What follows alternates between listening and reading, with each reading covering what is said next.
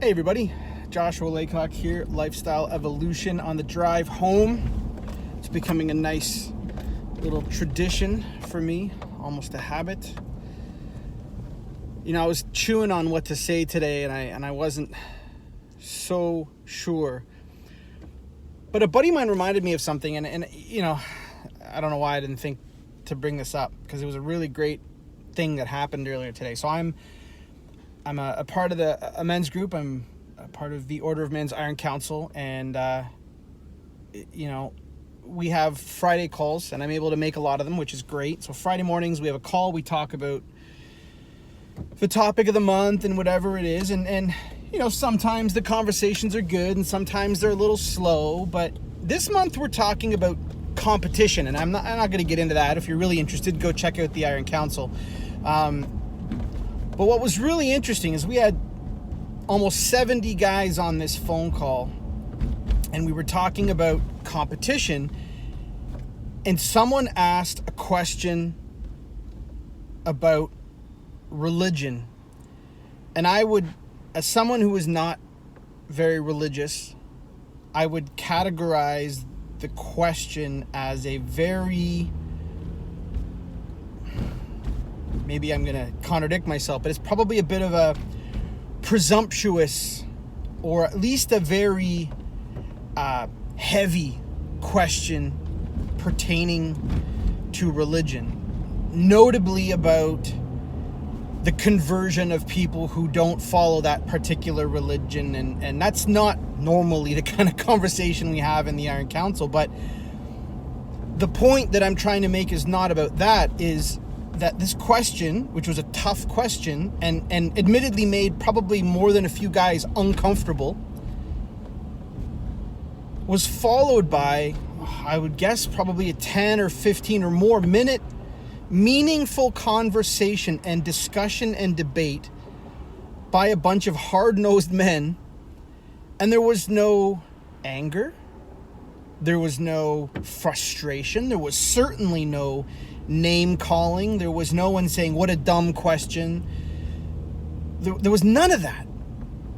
And in fact, it was a really good conversation. I think a lot of guys took something meaningful away from the conversation that ensued, even if it didn't ultimately have anything to do with religion and necessarily the original context of the question. I don't know exactly the intent of the question, because typically the people who ask the question don't pipe up or aren't there.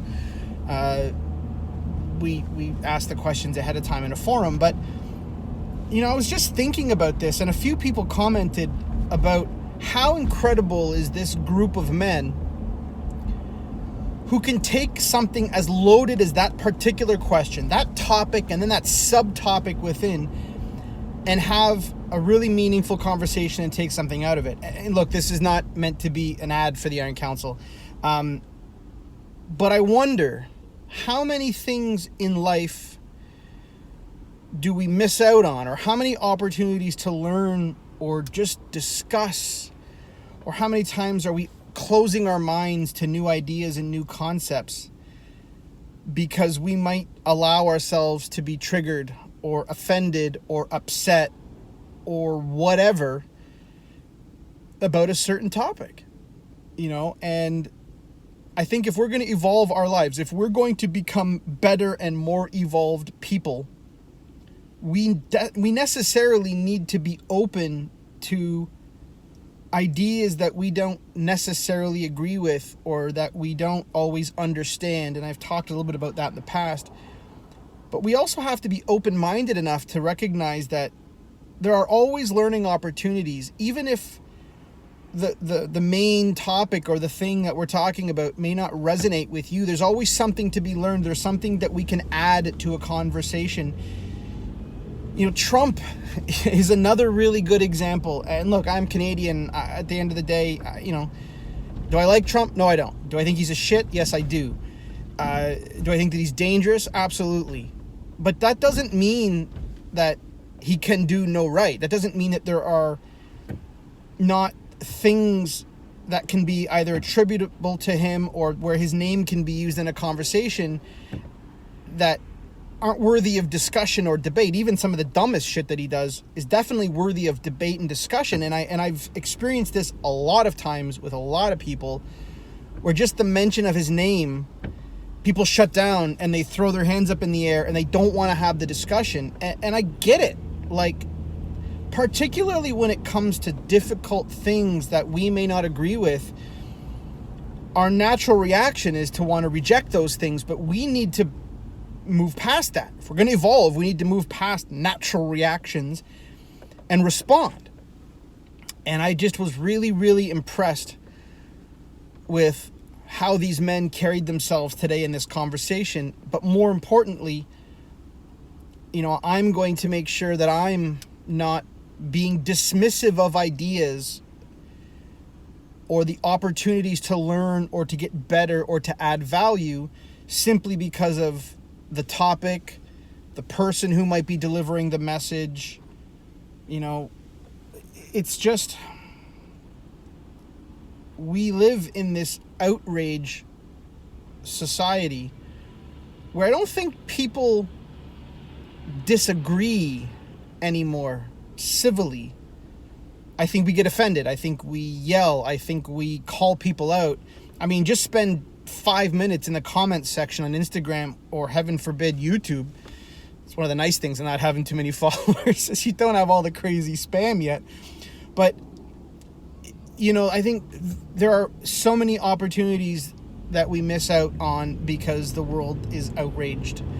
And ironically, it's impotent outrage. Like, throwing your hands up, making fun of someone, or calling them out doesn't advance the conversation, right? It's ironic that things that we should be outraged about should be handled in a measured, dispassionate way, because that is then how you respond and you can slowly affect change. But throwing your hands up and being angry doesn't work. So, one, very proud of the men within the Iron Council today that had the opportunity to go pear-shaped really quickly.